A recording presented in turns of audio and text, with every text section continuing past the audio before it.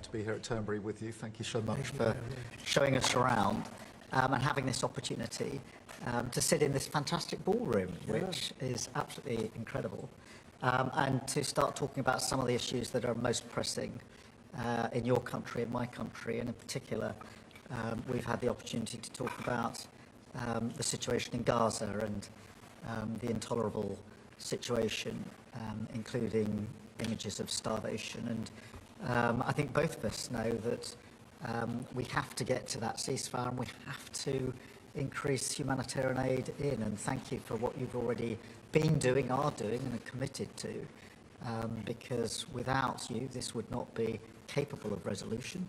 And I think that if we can work not just on the pressing issues of the ceasefire, but also on this issue of getting humanitarian aid in at volume, at speed, and then we've discussed a plan for what then happens afterwards.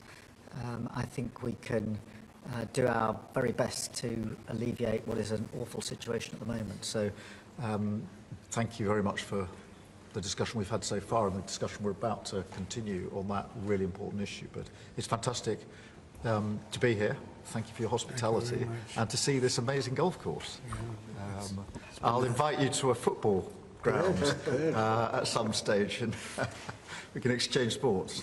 It's been great being with you, and thank you very much, Mr. Prime Minister. And you've done a fantastic job with regard to the trade deal. You know, they wanted a trade deal here for years, many years, through many different terms of different people, and you got it done. So I want to congratulate you on that, and it's a great deal for both. It brings unity. We didn't need unity, but it brings us even closer together. I think it's good for both parties. We also discussed, obviously, Gaza, and I think before we get to phase 2, which is, you know, what's going to happen afterwards, we want to get the children fed. We made a contribution a week ago of $60 million, all going into food. We only hope the food goes to the people that need it, because so much, as you know, when you do something there, it gets taken by Hamas or somebody, but it gets taken. But and we're prepared to help. You know, we want to help. It's a terrible situation. The whole thing is terrible. It's been bad for many years. But it's great to hear you feel the same way that I do. We have to help on a humanitarian basis before we do anything. We have to get the kids fed. So we've been sending in a lot of food. A lot of the food that's been going there has been sent by the United States. I spoke yesterday with the president of the European Union, Ursula, who was terrific also on the subject, and she's going to play a big role also in helping us. So we have a good group of countries that are going to help with the humanitarian needs, which is food, sanitation, and some other things. It's very difficult to deal with Hamas. As I said, you know, we got a tremendous amount of hostages out, but it would take place in drips and drabs. You'd get 10, you'd get 5, you'd get 2, you'd get 10, 12. We get 12 one time. Many of them would come to the White House, and they were so thankful. But I always said, when you get down to the final 10 or 20, you're not going to be able to make a deal with these people, because they use them as a shield. And when they give them up, they no longer have a shield. And the people of Israel feel so strongly about the hostages. Some people would take a different view, but they feel so strongly about the hostages.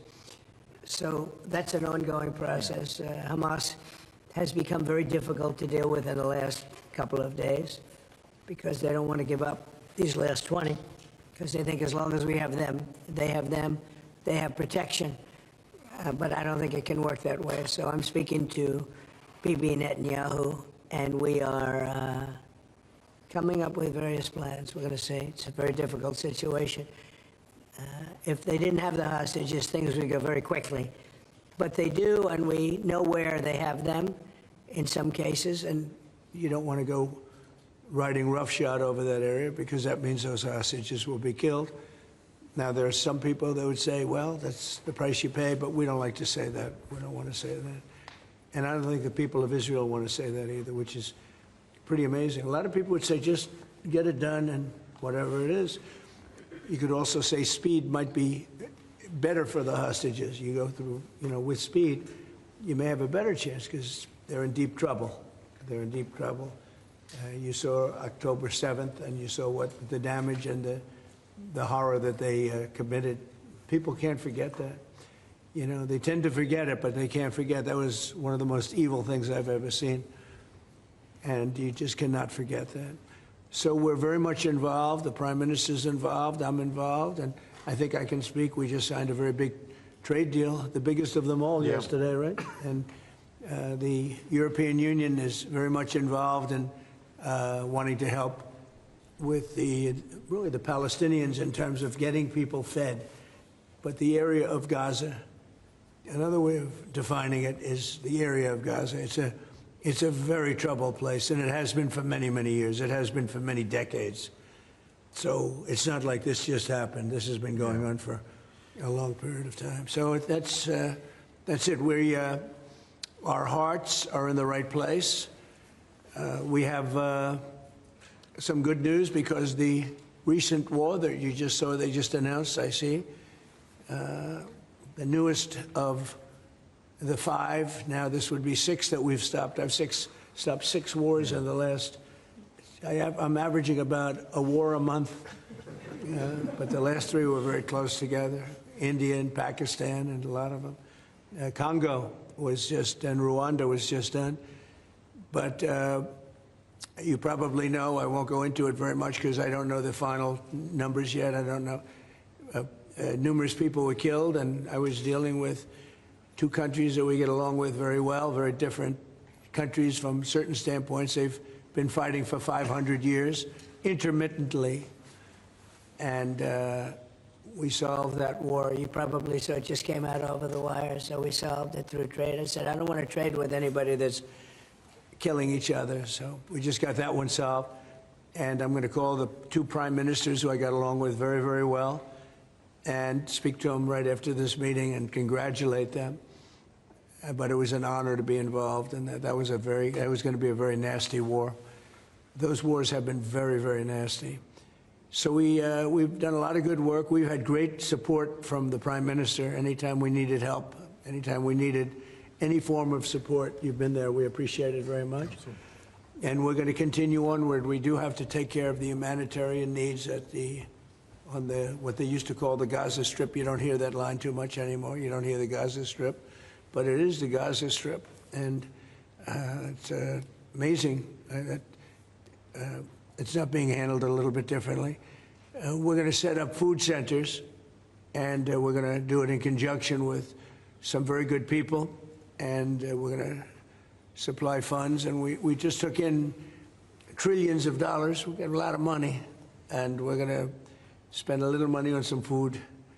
And other nations are joining us. I know your nation's joining us, and we have all of the European nations joining us, and others also have called, and they want to be helpful. So we're going to set up food centers and where the people can walk in and no boundaries. We're not going to have fences, and they can't. They see the food from 30 you would say yards away, and they see the food. It's all there, but nobody's at it because they have fences set up that nobody can even get it. It's crazy what's going on over there. So we're going to work very closely together with your country, a great country. We also discussed inside that we are, there's a whole new thing happening with regard to energy from nuclear. Yeah. And the Prime Minister's looking at that very strongly, and I know you have Rolls-Royce nuclear plants. That sounds pretty good, right? I love that. What a great brand that is. But you're also doing the Rolls-Royce or the nuclear plants, the smaller plants. We're doing smaller and bigger, but the small is interesting. They do a small plant, very easy, very safe, and as they need more, they hook up another plant, and they have a series of plants instead of, doing the $20 billion plant. That gets tough for a lot of people to do. So we're just studying that. It sounds like you're very far progressed, but that's a great thing you're doing on nuclear. We opened up nuclear about 2 months ago, and it's now safe and very inexpensive. No, we see civil nuclear as a big part of the future as we go to sustainable, independent energy, and I think that between the 2 of us, we can work very much more closely on this, and we've agreed that that's our ambition, that's our aspiration, and this is going to be a big part of the future when it comes to energy. And you can see in the last few years, energy has been weaponised, prices have dictated both families and businesses across the United Kingdom, and therefore taking control of energy is a huge prize. So the more we can work together on this, the better. And small modular reactors are a very big part of the future here, and we've got great companies like Rolls-Royce involved in that. So I'm very much looking forward to working together with you, Mr. President. We'll do that. We'll do that. We're going up to your oil capital in a little while. We're going up to Aberdeen. That's called the oil capital of Europe. And that's a great asset that you have up there someday. If they ever change their thinking on that, you have a great and valuable asset. There's a lot of valuable resources underground there. But that's a decision for you to make. But it's a very amazing place, and it is considered the oil capital of Europe. So it's another option that you have. So we are doing really well as a country, and I think that the Prime Minister has been so supportive of us, and so strong and so respected. And I respect him much more today than I did before, because I just met his wife and family. He's got a perfect wife and family, and that's never easy to achieve, right? But I take no credit for that. But he's become a friend, and together we got a deal done that has not been able to be done. It was a deal that's very good for both parties. A really good deal for both of our countries, and very, very well received here in the United Kingdom. So thank you very much for having us. Thank you. Appreciate it. Any questions? Mr. President, Russia. Earlier you said that you were going to change the deadline from 50 days. Yeah. What is your new deadline? I'm going to make a new deadline of about 10 or 12 days from today. There's no reason in waiting. There's no reason in waiting. It's 50 days. I want to be generous, but we just don't see any progress being made. Mr.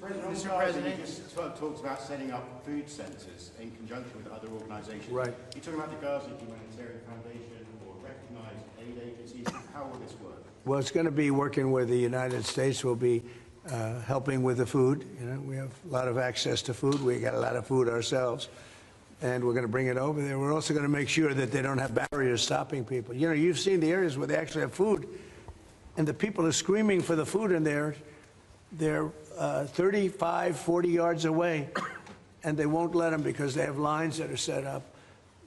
And whether they're set up by Hamas or whoever, but they're very strict lines, so we have to get rid of those lines. But we're going to be getting some good, strong food. We can save a lot of people. I mean, some of those kids that's real starvation stuff. I see it. And you can't fake that. So we're going to be even more involved. We did some airlifts before, some airdrops, and the people are running for it.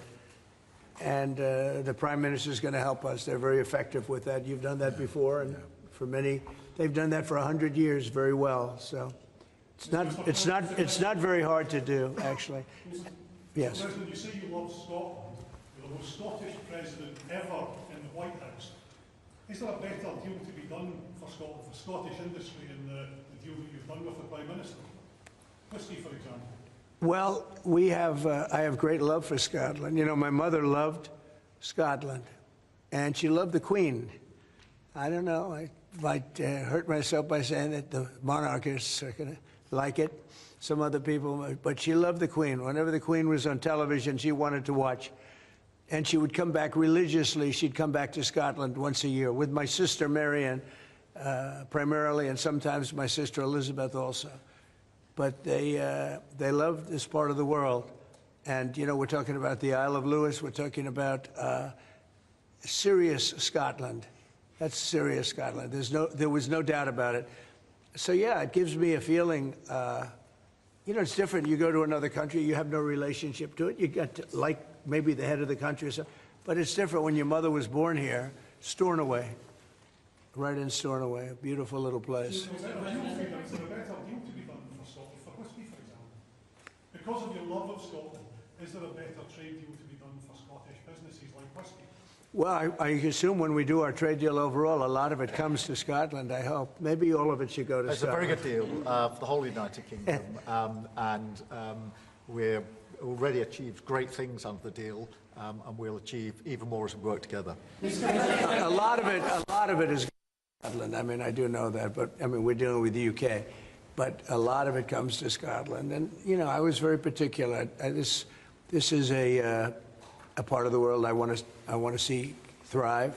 It's going to thrive. Mr. President, back to Gaza. You talk about Hamas stealing food and stealing aid. What responsibility does Israel have for limiting aid to the region? And if I could ask a follow-up to the Prime Minister, what pressure can be put on Israel? Is that something that you and the United States could work on together? Israel has a lot of responsibility. They're hampered by the fact that you still have 20 hostages or so. And the people of Israel are very concerned about the 20 hostages. It's very interesting. You could say they could be more concerned about retribution than the 20 hostages, but they really want the 20 hostages to survive and live to make it. You know, many of the hostages came to my office in the Oval Office, and I was amazed by, I would ask them the question, was there any sign of love? Was there any sign of, when you were a hostage and you have all of these people from Hamas around you, sometimes hundreds, sometimes 10, sometimes 2, but you're a hostage and you're being stored in a pipe. It's not even really, you know, a cave, or it's a pipe, a little pipe. And some said they didn't think they were going to make it because they were losing air. There wasn't enough air, and they'd open up the pipe just in time, but they didn't do it on purpose. They just happened to open it. They got lucky. But I said, did they ever wink at you and say, like, don't worry, you're going to be okay? Did they ever give you some extra food, even if it was a piece of bread? Did they ever give you anything during that time? And some were there for 400 or 500 days now, right? It's a long time, a year and a half, more than that. And not one person said there was any love from anybody. You know, in other words, you have hundreds of people, and you see it in the movies where somebody's a prisoner and somebody's helping. You even see it with Germany, where people would be let into a house and live in an attic in secret. You know, you'd see signs of some. I said, did you see anything like, did they wink at you? Did they say, don't worry, you're going to be okay? I never received, I ask that question all the time. I've never received one answer that said, yeah, they really wanted to help. No, the hatred is just incredible. But certainly access to food issue. And what more can Israel do? Again, to the Prime Minister as well. Well, I think Israel can do a lot. I will say that Iran, I think, interjected themselves in this last negotiation. Can you imagine the beating they took? We wiped out their nuclear possibilities. They can start again. If they do, we'll wipe it out faster than you can wave your finger at it. We'll have to do that. We will do that gladly, openly and gladly. They've been saying, Iran's been sending out bad signals, I'll tell you. For a country that just got wiped out, they've been sending very bad signals, very nasty signals. And they shouldn't be doing that. They shouldn't be doing that. They were talking about things that they shouldn't be talking about. They were interviewed on a recent show, and the foreign minister saying things that he shouldn't be talking about, shouldn't be saying. And I think they got involved in this negotiation, telling Hamas and giving Hamas signals and orders, and that's not good. That's not good. Yeah, I would say, look, we need to get the hostages out. They've been held for a very, very long time, and we must always start from there. But also recognise the situation on the ground in Gaza is absolutely intolerable, and I think that certainly speaking for the British public and myself, seeing those images of starving children in particular are revolting, and there's a sense of revulsion in the British public at what they're seeing, and they know, and we know, that humanitarian aid needs to get in at speed, at volume. Yes, some can be airdropped, and we're working with others, with the US, with Jordan on that, but the trucks need to get in, because that's the only way you can get the volume in, and we do thank the President for the work he's done to try to get to a ceasefire, which we desperately need, but also to put aid in to the region. There needs to be much more of that. We need to galvanise other countries in support of getting that aid in, then yes, that does involve putting pressure on Israel, because this is a humanitarian catastrophe now. We also need to look beyond that situation to what then happens in the event of a ceasefire, which is desperately needed. And that's why I'm really pleased that we're having a discussion about what a peace plan would look like after that, the component parts of that. And we have to be really clear at this point that Hamas can play absolutely no part in any future governance in Palestine and and in Gaza. And it's really important that we're clear about what triggered this, who took the hostages, and calling out Hamas for what they are, which is a terrorist organisation. But I think today the focus has to be on getting that humanitarian aid in. At speed. Will the UK avoid your pharmaceutical tariffs, and will it happen before August the 1st? Well, we'll be announcing on pharmaceuticals sometime in the very near future. We have a very big plan on pharmaceuticals. We want to bring a lot of the pharmaceuticals back to America, where they should be. If you look at COVID, it sort of taught us a lesson. We were getting our pharmaceuticals from other countries. We almost didn't make any. We used to make them ourselves, and we're going to want to be making a lot of them ourselves, all of them in a sense. But you also have a good pharmaceutical business. We'll be dealing with you on pharmaceuticals also. And we certainly feel a lot better with your country working on pharmaceuticals for America than some of the other countries that were with the relationship we have. You would not use that as a cudgel. You wouldn't be using it as a block. But we're going to be announcing sometime very soon, I think, pharmaceuticals are our whole thing. And the companies know. And drug prices are going to be coming down very substantially in the U.S., very, very substantially. And that'll happen very soon. Mr. President, we can all sense your frustration. No, go ahead. Vladimir Putin. Hold it. We can all sense your frustration with Vladimir Putin. Yeah. Do you think he's been lying to you about his intentions in Ukraine? Well, I don't want to use the word lying. All I know is we'd have a good talk, and it seemed on, let's say, 3 occasions, it seemed that we were going to have a ceasefire and maybe peace, and you divide it up and you do whatever you have to do, that obviously to get to the end. And all of a sudden, missiles are flying into Kiev and other places. And I say, what's that all about? I spoke to him 3-4 hours ago, and it looked like we were on our way, and then I'd say, forget it, and I'm not going to talk anymore. You know, this has happened on too many occasions, and I don't like it. I don't like it. Successful social media sites. There are new powers here to censor your site, state mandated. To censor my site? To censor your site. You mean Truth? Truth Social? I mean Truth. Is that well, I don't think he's going to censor my site because I say only good things. Will you please uncensor my site? Yeah, we're not censoring anyone. We've got some measures which are there to protect children, in particular from sites like suicide sites. We've had too many cases in the United Kingdom of young children taking their own lives, and when you look through their social media, they've been accessing sites which talk about suicide and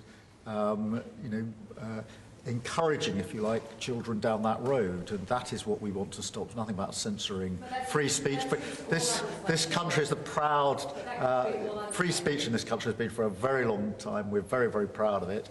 We will protect it forever. But at the same time, I personally feel very strongly that we should protect our young teenagers, and that's what it usually is, from things like suicide sites. I don't see that as a free speech issue. I see that as a child protection issue. We actually passed a bill in Congress, headed up by my wife, actually, which was to pull bad stuff out having to do with children, because it is a problem. But I cannot imagine him censoring Truth Social. That's more of a very political, and it's been a very big success. Not going to happen. And I only say good things about him and his country, so they to me, you're making a mistake. I'm going to give my ambassador the job, make sure it's not censored. I had not heard that. You're a big investor in this area, Mr. President. Say it? You're a big investor in this area. To put it mildly. Like this ballroom that we built from scratch. Do you worry, though, about the risk of increased taxes here? Will that stop you investing? And do you have a message last night on the soccer to the English Lionesses who won the European trophy? So I think that I have a theory that low taxes bring growth. We just passed a big tax cut bill, the biggest bill in the history of our country, actually. And one big, beautiful bill. I used to call it the great one big, beautiful. We took the word great out. But it's actually called the one big, beautiful bill. It's essentially a very large tax cut bill for everybody. And our country's, pretty soon, I think I can say it right now, our country has never done better. We had a country that was dead. It was dead 6 months ago, a year ago.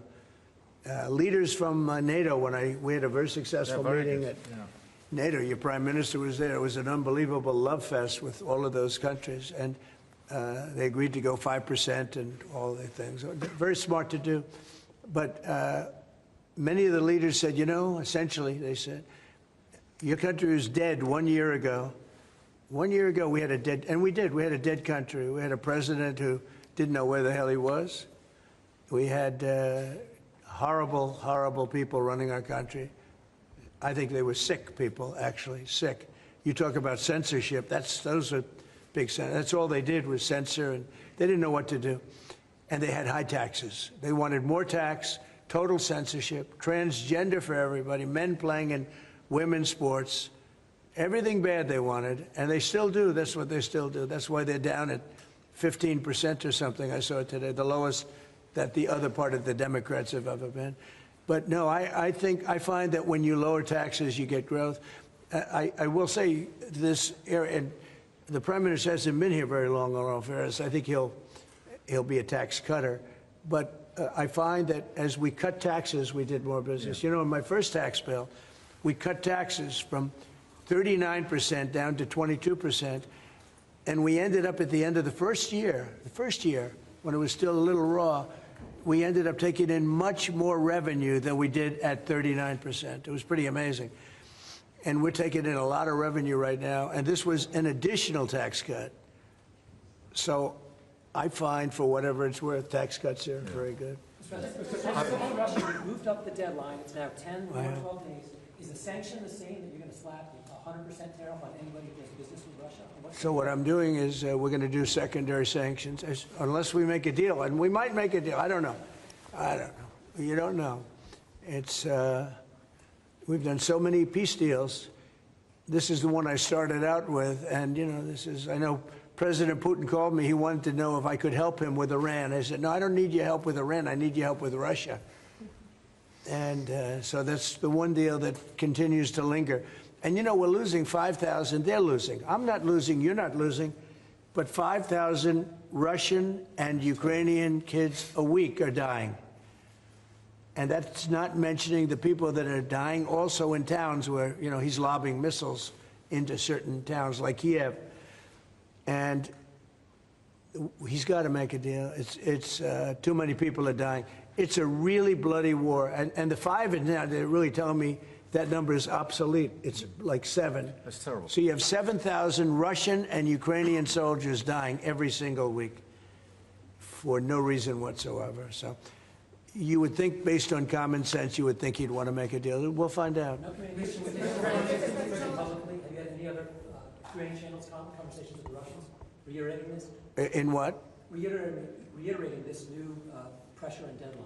Yeah, well, we're going to have well, you're the press. I'm reiterating it to you. I'd say 10 to 12 days. I'll announce it probably tonight or tomorrow. But there's no reason to wait. If you know what the answer is going to be, why wait? And it would be sanctions and maybe tariffs, secondary tariffs. You know what a secondary tariff is. And look, the Russian economy, I don't want to do that to Russia. I love the Russian people. They're great people. I don't want to do that to Russia. But this thing, they're losing a lot of Russians. They've lost 1 million Russians. And that's the, sons. That's the sons and daughters of Russian families. They leave the house. They go, bye, Mom, bye, Dad, and then they get blown away. And Ukrainian, too. Look at Ukraine. It's a disaster what's happened there. But it continues to go on. As you know, we made a deal where the European Union is essentially involved, but it's NATO, and we're was supplying weapons to NATO. NATO's now paying because the United States, because of Biden's in for $350 billion, the European nations are in for about $100 billion. Should be the opposite way, by the way, because we have a big ocean in between. Should be the opposite way. But I think that eventually something's going to happen. It should happen fast. So many people are dying. You know, when I settled out with Congo and Rwanda, they lost almost 8 million people. And it just made so much sense. And if I didn't get involved, they wouldn't have done it. They weren't even thinking about settling it. It was just going on forever. And nobody could go into those territories because they'd get killed. They'd get killed. And now they have I hear it's a whole different ballgame. We settled it. This is one that should be settled. Russia, Ukraine. This is one that really should be settled. Mr. President, Scotland's First Minister has today set out his plans for a second referendum on Scottish independence. Can I get your reaction to that as someone with deep ties to Scotland? Sorry, Prime Minister, can I also get your thoughts on that? If the SNP do win a majority in next year's election, then they have the right to hold a referendum, you know? Well, I don't want to get involved in your politics. We got enough politics of our own. I will say that I predicted what was going to happen the last time. You remember, I was opening the first course over at Aberdeen, and I was over here, and at the same time, and they asked me that question. I made a prediction. It was the day before the vote, and I made it correct. I like to be correct, but I made a correct prediction. I don't know. I do say that when they made that deal, somebody said that it was, and I remember this very distinctly. I said, could they do this all the time? There was a little bit of a restriction, like 50 or 75 years before you could take another vote. Because, you know, a country can't go through that too much. I don't know the First Minister, but I've heard great things about him. I've spoken to him. I hear very good things about him, and I'm meeting him today. So maybe I'll have a better opinion then. And let me answer that straightforwardly, because I believe in a stronger Scotland, in a better United Kingdom. And I think that at a time like this, when it's quite clear that there's uncertainty and volatility around the world, the strength of the United Kingdom together is very important for all four nations, very important for Scotland.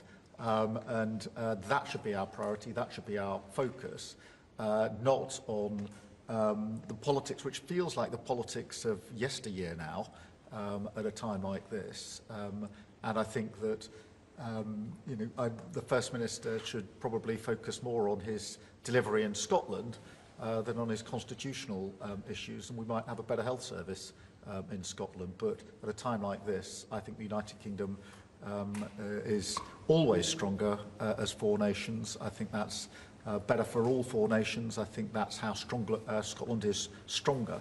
Look at the deal that we've been able to do with the United States, a really important deal that we made just months ago.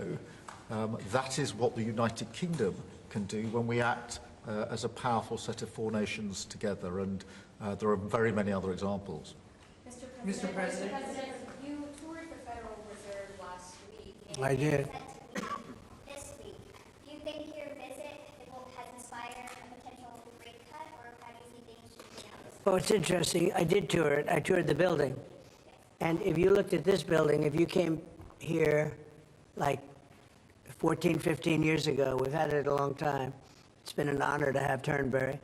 But I was on much more opulent walls, ceilings, floors. We had to do this. And we did a very great job.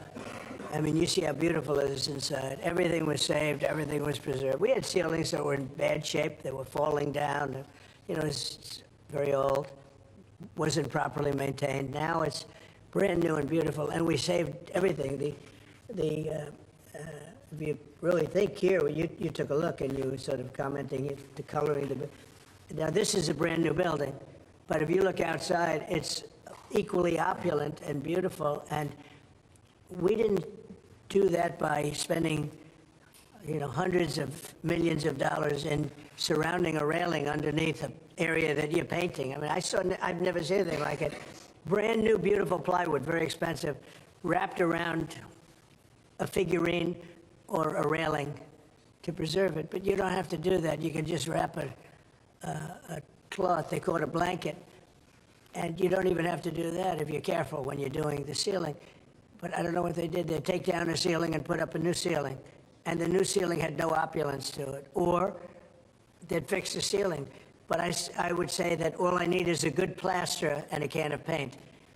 And, you know, they spent $3.9 billion. And I spent a lot of money too, but it's I'd say 3.8 billion less, you know? Meaning I spent probably $100 million making this place incredible. And you were saying a lot of that was local trades. I used local We were trades. looking at the windows, I think, in the next room. I had local trades do a lot of this. We have the most opulent windows next door, and I had a choice. Do I take them out? And, you know, they've suffered through 125 years of storms. You have very big storms in this area. When you have a storm, you have a storm. We do it properly. And they made it, barely, but they were in bad shape. So I had some local people come up, and we looked at them. You have some great craftsmen here, I think is what you're getting at. And they said, sir, honestly, they've had it. We can copy it and do it much better. And they did. If you take a look at the windows in the various dining rooms, they're magnificent. And they're new, and they're much better looking than what was there. Same exact look, other than a much higher quality. And they're local people. I use a lot of your local people. You have really great local tradesmen here, yes? A rate cut? Meaning a tax cut? No, do you expect the Fed to cut rates this week? I think he has to. You had 11 cuts, you know? In Europe, they had 11 cuts. In other places, they had 10 or 11 cuts. And we had none, but I'm not going to say anything bad. You know, we're doing so well, even without the rate cut. With the rate cut, it would be better. It affects our housing a little bit. Look, we should be 3 points lower. Each point is $360 billion. Can you imagine that? That's big numbers. Each point, 1 point of cut, is the equivalent of $360 billion in savings. That's big stuff, you know. Those are big numbers in the U.S. Everything's big. He should cut. A smart person would cut. You know, he leaves very soon, so it's like one of those things. But I'll miss him greatly. I'll miss him. Turnberry, if I may, have you or will you enlist the Prime Minister in your effort to bring the open back to Turnberry? And Prime Minister, you described this beautiful course. Do you agree with the President that it's time to bring the open back to Turnberry? Well, as you know, that's not a matter directly for me. That's for the sporting authorities. But look, I mean, it is the first time I've been here. It's absolutely magnificent, both inside and out, and looking at the courses itself and the building. It's incredible. But the decision on the Open is not a decision for me, as you'll understand. I should just pick up on the earlier question, because I, for one, will say congratulations to the Lionesses. Last night, our women's football team won the Euros, well, defended the Euros, I should say, it's a big story. which was a really big success, and the mental and physical resilience that they showed was quite incredible. So it's a big deal. There's a lot of bunting out today and tomorrow to celebrate them bringing that cup home. Did you get the chance to do any planning for the upcoming state visit? And I mean, how is that going to work? Where would you stay? And anything about this? Well, I'm looking forward to it. It's never been done before, twice. We had our original at Buckingham Palace, and now I guess we're going to Windsor. And it's never been done, and I'm a big fan of King Charles. I've known him for quite a while. He's a great guy, a great person. He looks really well to me. He looks great. So we look forward to coming over. It's going to be... It was one of the most beautiful evenings I've ever seen. I hate to say it, but nobody does it like you people in terms of the pomp and ceremony. It's true. And I look forward to being here with the ambassador. Our ambassador is a very, very successful man who just wanted to do this. And I said, how are you going to be able to do that? And he's so committed to, you know, the relationship between the countries. But he's a very great guy and a very, very successful man. So I very much thank you for doing this. No, thank you for the honors. Mr. President, will you go to London, or are you worried it's no longer About what? Will you visit London during the state visit? I will. I'm not a fan of your mayor. Why not? I think he's done a terrible job, the mayor of London. But a nasty person. I think he's done. I think he's a friend of mine, right? No, I think he's done a terrible job. But I would certainly visit London. Yeah. Would you like Gaza? So MP Nigel Farage has asked Parliament to be recalled when you're there. Well, I like Nigel. I mean, Nigel, as you know, is a friend of mine. Nigel's done very well. He's a friend of mine.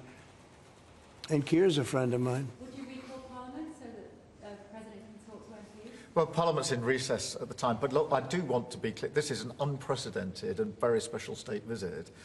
This has never been done before, and there'll be many elements of it that have never been seen before. So this is going to be a historic occasion, and we're all very much looking forward to it. And I was very, very pleased to be able to put forward the invitation when we were at the White House earlier this year. So, but this is not just a state visit.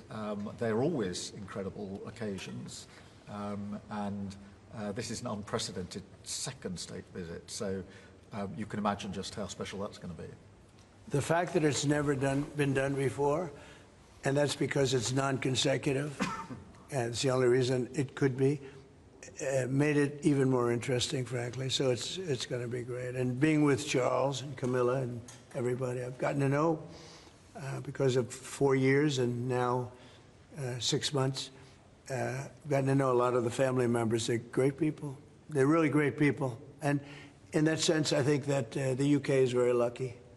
You can have people that weren't great people. I don't know if I'd say that, but you could have people that weren't. But we're very lucky to have our royal family. Absolutely fantastic. So we really look forward to that. As far as Parliament, if he wants me to speak in Parliament, I'll do it.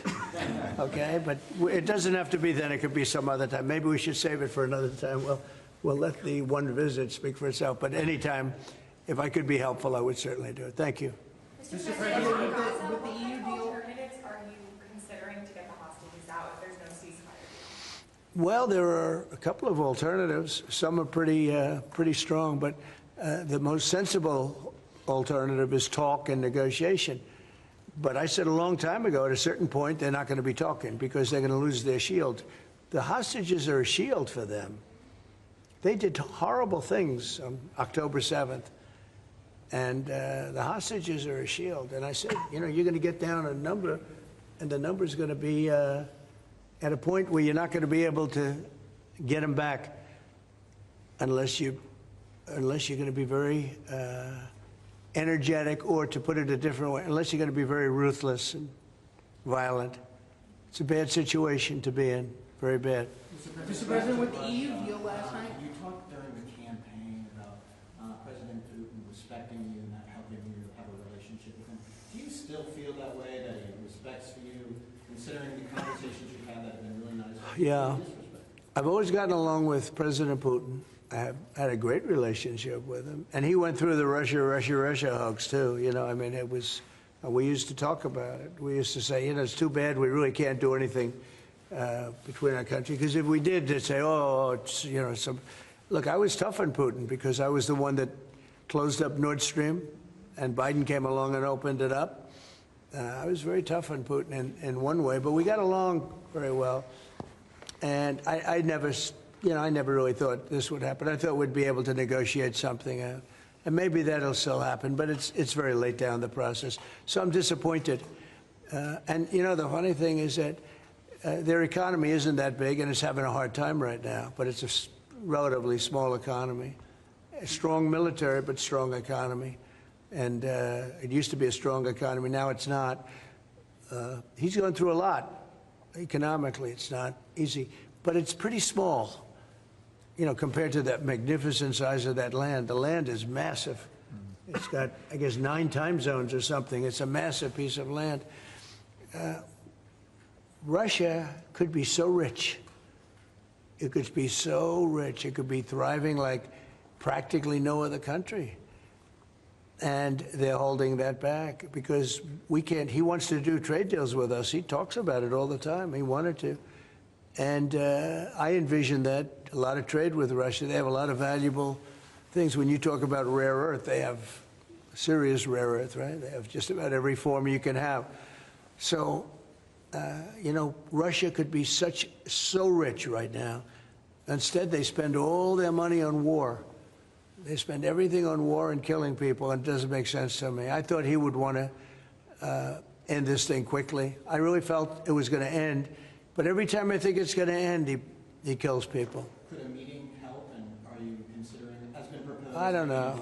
I'm not, you know, I'm not so interested in talking anymore. He talks, we have such nice conversations, such respectful and nice conversations, and then people die the following night with a missile going into a town and hitting, I mean, recently, I guess, the nursing home, but they hit other things. Whatever they hit, people die. So, I don't know. We'll see what happens. We've just had a sense of your differences in political persuasion when Nigel Farage and Sadiq Khan came up in conversation. I wonder if you have any advice, either of you, for a very divided, polarized world on how you make your relationship. Not differences, yeah. Not differences. I happen to like both men. I like this man a lot, and I like Nigel. And, you know, I don't know the politics over here. I don't know where they stand. I would say one is slightly liberal, not that liberal, slightly, and the other one is slightly conservative. But they're both good men.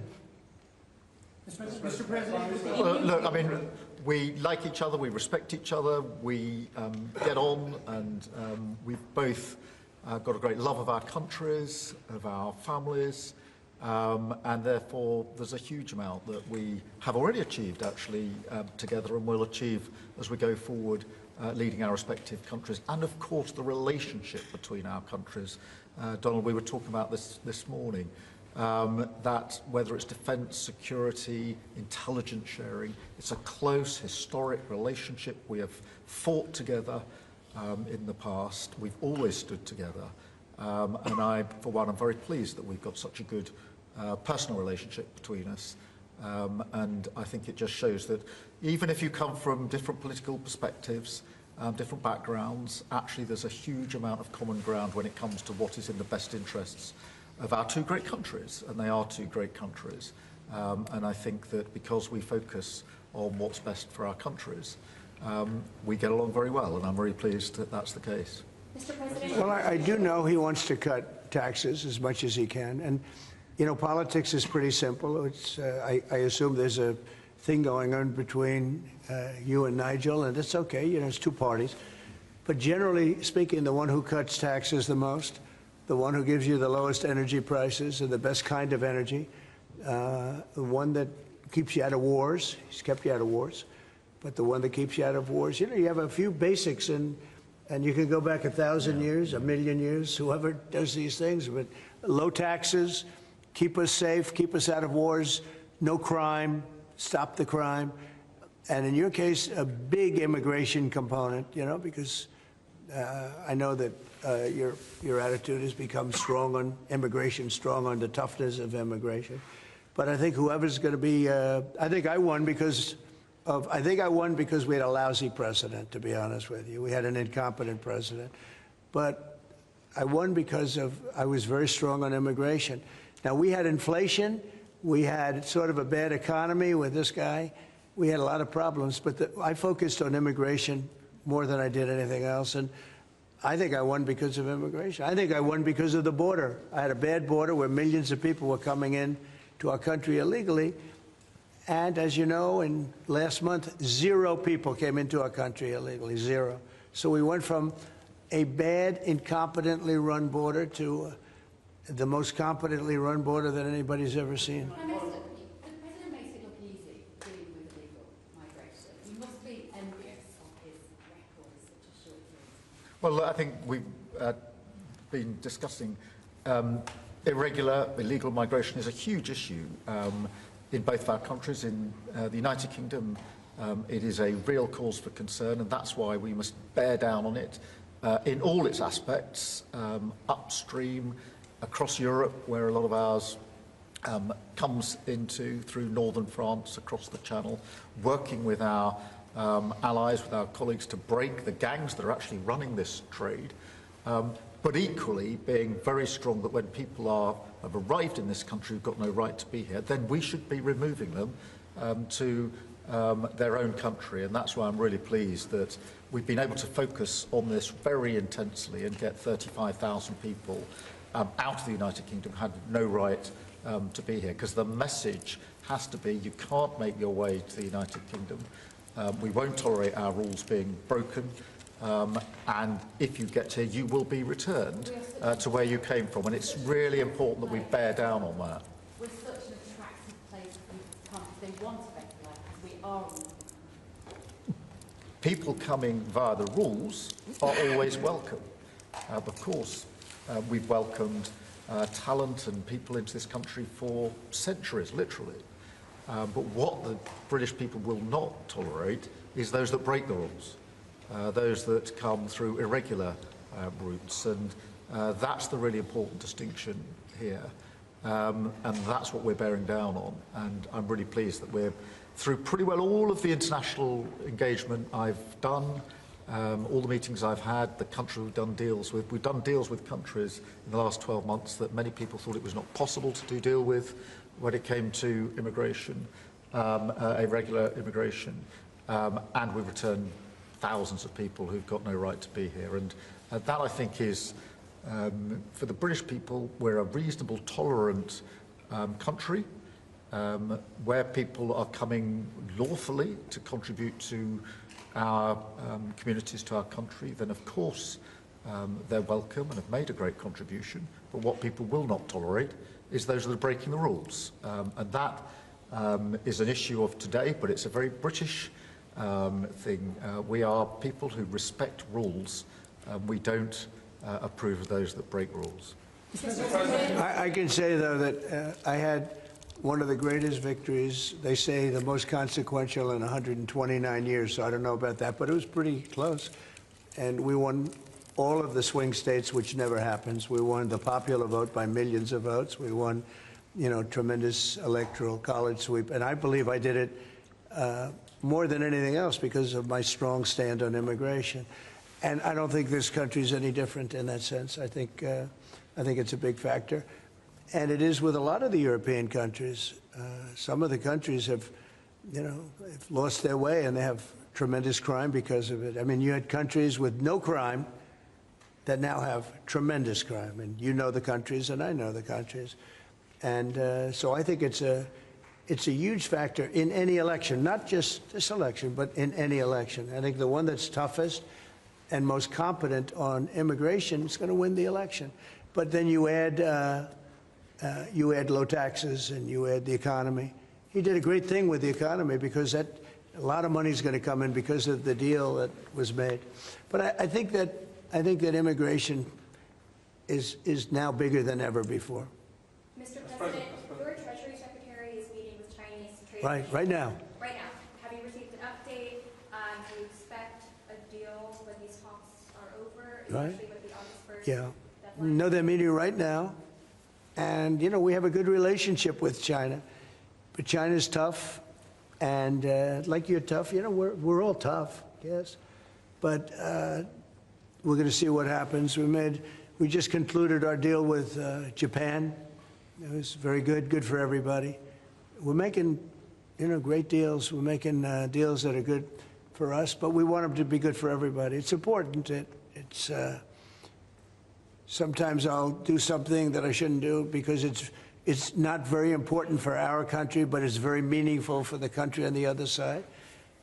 And I'll let them have that point because it's very important for them. So I don't know, but we've made a lot of deals in the last couple of months. And then ultimately, as you might as well know, we're going to just, because we have, you have 200 countries, more, but people don't know that. You got a lot of countries.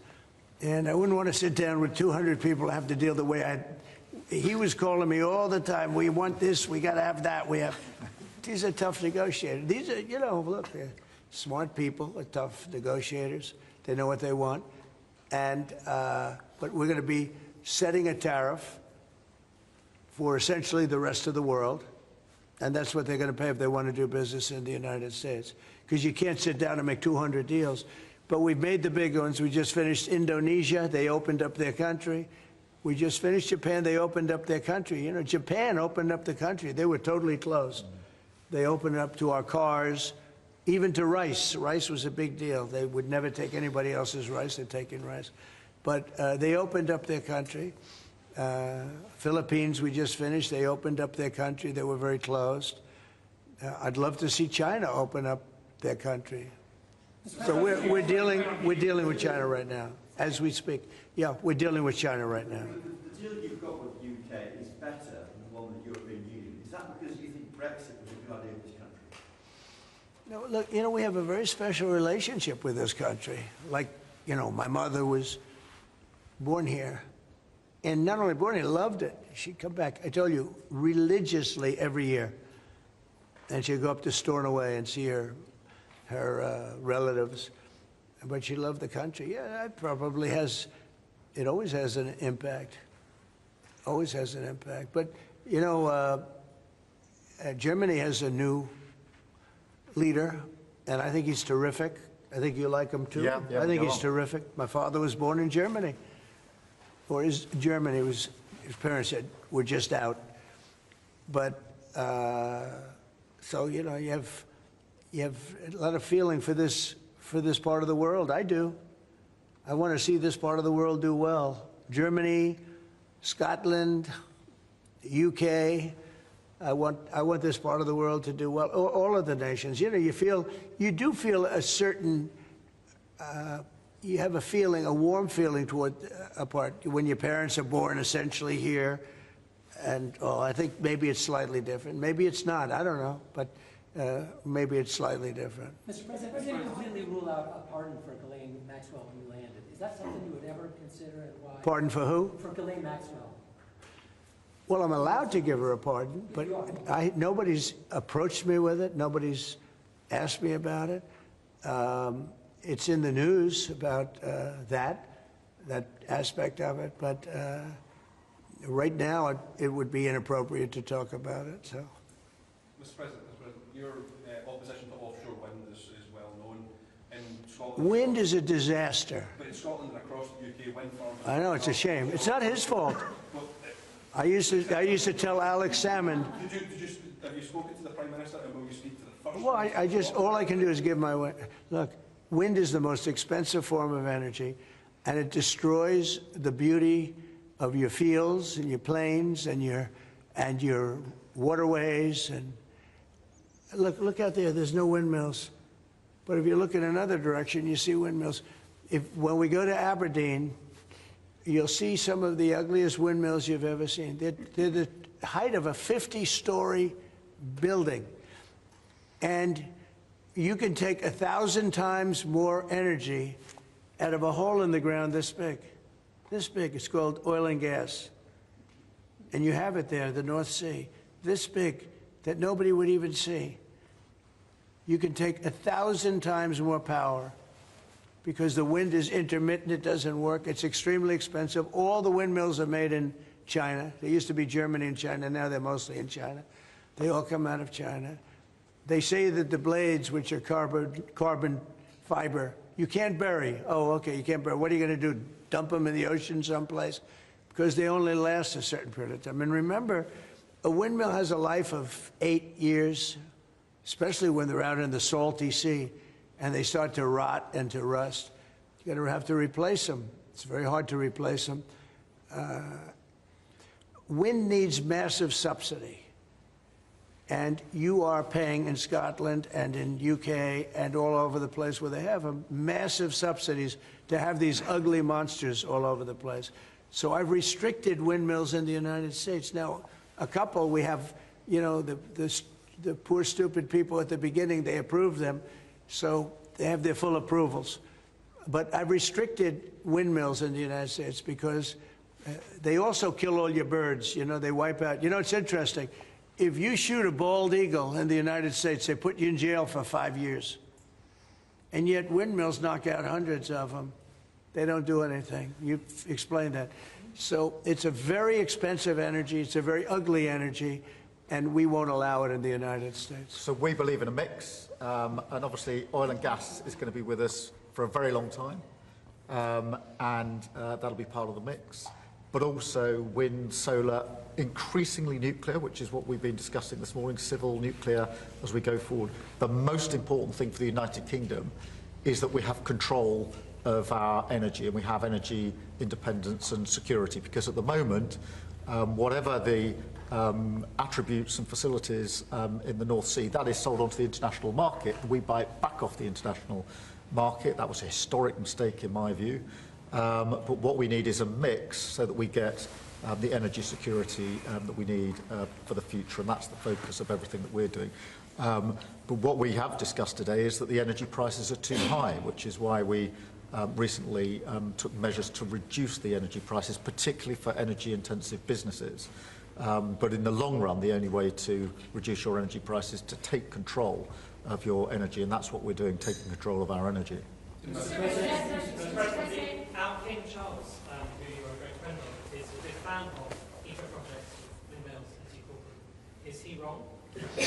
So King Charles is an environmentalist, I will tell you. And I say that in a positive way, not a negative way. And every time I've met with him, he talked about the environment, how important it is. And I'm all for it. I think that's great, you know. King Charles, more than anything else, loves the country. But I got to know him very well. He truly is an environmentalist. He wants clean air, clean water, you know, all of the things that we all want. Mr. President, you have said that you have not been briefed on the Epstein files, or your name has not appeared in the Epstein files. But doesn't the AG have to tell you if your name is... Well, I haven't been overly interested in it. You know, it's a hoax that's been built up way beyond proportion. I can say this, those files were run by the worst scum on earth. They were run by Comey, they were run by Garland, they were run by Biden and all of the people that actually ran the government, including the Autopen. Those files were run for 4 years by those people. If they had anything, I assume they would have released it. The whole thing is a hoax. They ran the files. I was running against somebody that ran the files. If they had something, they would have released. Now, they can easily put something in the files that's a phony. Like, as an example, Christopher Steele, a person you know well, happens to be from your country. But Christopher Steele, as an example, wrote a book, a dossier. We call it the fake news dossier. And the whole thing was a fake. The whole thing was a fake. They can put things in the file that are fake. But those files were run by bad, sick people. If they had anything, why didn't they use it when I was killing Joe and then he gave out because he was 25 points down? And then I got somebody new. Nobody even knew anything about it. She was a horrible vice president. She was a border czar, but she never went to the border. She never once called a border patrol agent to find out how we're doing, but she was the border czar. Her name was Kamala. Nobody knows her last name. It was Harris, but nobody knew her last name. So I ended up, how would you like to end up in a race where you're killing somebody, you're beating him, and then they say, all right, we'll take him out. He's not working. Let's put somebody else. And then she had a 6-week honeymoon. It was amazing. They predicted she will have a 6-week honeymoon, and she did. And then she got slaughtered. But think of it. Those files were run by these people. They were run by my enemy. If there was anything in there, they would have used them for the election. Yeah. Do you think that drawing, I think I heard you say something the other day, that the drawing that was the subject of the Wall Street Journal report. I don't do drawings. I'm not a drawing person. Do you think it was fraudulent? I don't do drawings. Sometimes people say, would you draw a building? And I'll draw 4 lines and a little roof, you know, for charity stuff. But I'm not a drawing person. I don't do drawings of women, that I can tell you. They say there's a drawing of a woman, and I don't do drawings of women. And also, you know, Epstein was always a very controversial guy. I was at a very high position, you know, pretty much all my life. In all fairness, I've been doing this for a long time. I had the top show on television. I had the #1 bestsellers. I had everything, right? And I was a very successful business guy. He was a very controversial. Who would do a controversial drawing? Now, with that being said, they say there were many letters done by many people. And in many big people, you know, big successful people. But I just don't. When you talk about files, I just keep going back, and other people too. Even the enemy says this thing is not correct, because if we had it, we would have used it on the guy. It's a bad issue. They say it's a good issue for Trump. Do you know that my poll numbers are up 4.5 points since this ridiculous Epstein stuff? My poll numbers have gone up 4.5 points because people don't buy it. Okay, people don't buy it. And he's gone, and we want to focus on trade deals. I want to focus on the deal we just made with the European Union, which is the biggest trade deal in history. It's the biggest deal, I think, in history, not just trade deal. So if they would have had something, they would have used it. And people keep writing stories like the time he threw him out of Mar-a-Lago. Can you settle that? What was it about? What caused the breach with him? That's such old history. Very easy to explain, but I don't want to waste your time by explaining it. But for years, I wouldn't talk to Jeffrey Epstein. I wouldn't talk because he did something that was inappropriate. He hired help. And I said, don't ever do that again. He stole people that worked for me. I said, don't ever do that again. He did it again. And I threw him out of the place, persona non grata. I threw him out, and that was it. I'm glad I did, if you want to know the truth. And by the way, I never went to the island, and Bill Clinton went there supposedly 28 times. I never went to the island, but Larry Summers, I hear, went there. He was the head of Harvard. And many other people that are very big people. Nobody ever talks about them. I never had the privilege of going to his island. And I did turn it down, but a lot of people in Palm Beach were invited to his island. In one of my very good moments, I turned it down. I didn't want to go to his island. Yeah. Mr. President, on Gaza, next time you speak to Netanyahu, what will you ask him to do? Say it what, louder? Next time you speak to Netanyahu, what will you ask him to do? Well, I'm going to say, look, we're giving money and we're giving food, but we're over here and we're over in the United States, and I think I can speak for the Prime Minister. We're giving money and things. He's got to sort of like run it. Well, I want them to make sure they get the food. I want to make sure they get the food, every ounce of food. I think you want the same absolutely. thing. It's an absolute focus. Because that food isn't being delivered, Mr. President, or at least all of it. you said you were going to set essentially a tariff for the rest of the world. For the world. What percent will that tariff be? I would say it'll be somewhere in the 15 to 20% range. So maybe 15 or 20? Or? No, I said, you know, I sort of know, but I just want to be nice. I would say in the range of 15 to 20%. Probably one of those two numbers. UK and steel aluminum makers here are worried about tariffs. Will you do anything to help them here? Aluminum? You're a pretty big aluminum maker. Right? Yeah, that's already covered in the deal that we've agreed. So we're just doing the implementation of that. But Mr. President, when will that come down from 25% to 0? You mean on the overall, on the world? On steel and aluminum from Britain, it's 25. Well, we're going to know pretty soon. We're going to have it pretty soon. You have no idea that these people are tough negotiators, okay? But we're a big buyer of steel. But we're going to make our own steel. We're going to make our own aluminum for the most part. But we buy a lot of aluminum from right here, and a lot of steel too. Yeah. Who are you with? Who are you with? Because you're asking such a nice question. TV News. That's from TV News. Very good. Good. They're lucky. We have a lot of unhappy farmers in this country at the moment, and I'm sure the Prime Minister won't thank me for raising this. We've had changes to inheritance tax, which mean a lot of farmers feel they're going to lose their farms when they die or their farm dies. How important are farmers to a country? You mean they're going to lose the farm because of estate taxes and things? So what I've done... Pay so much, they're cash poor, but they have great... I know. Well, they're cash poor. They're land rich and cash poor. A lot of people are... I've had that too. Sometimes I'm land rich and cash... Sometimes I'm cash rich and land poor. I like it both ways, but as they get older, I like the more conservative route. So I did something that I don't know if you can do, but it was great. I love our farmers. As you know, in our tax bill, we have a clause that's very important. We were losing a lot of farms to the banks because a loving mother and father would die and left their farm to their children or their child, but their children, their family. And they loved their family, and they thought they were doing them a favor, but they had a 50% tax to pay. So the land would get valued, and at a high number, because some of the farms were valuable, but they didn't, you know, they couldn't quantify it.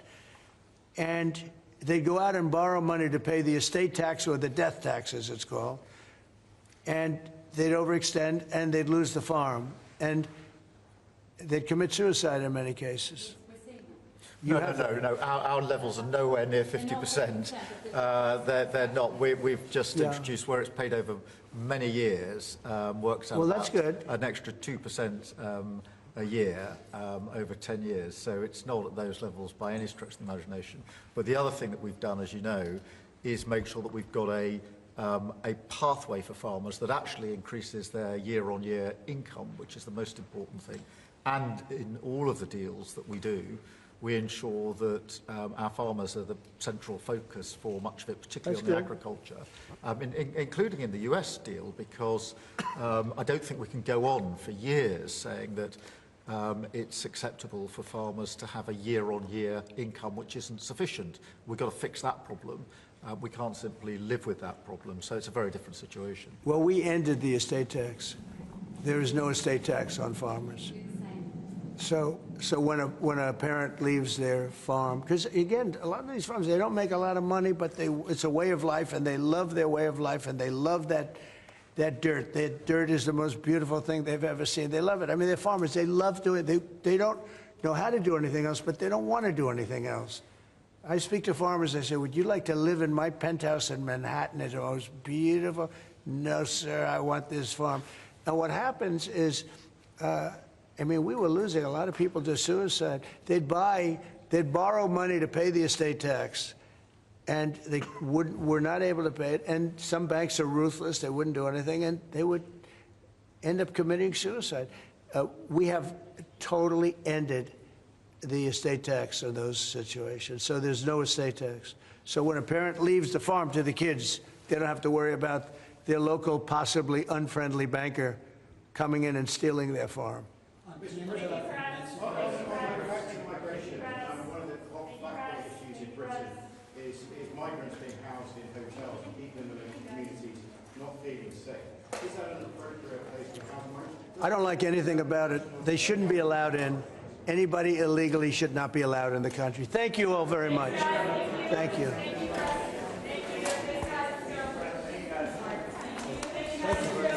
Take everything.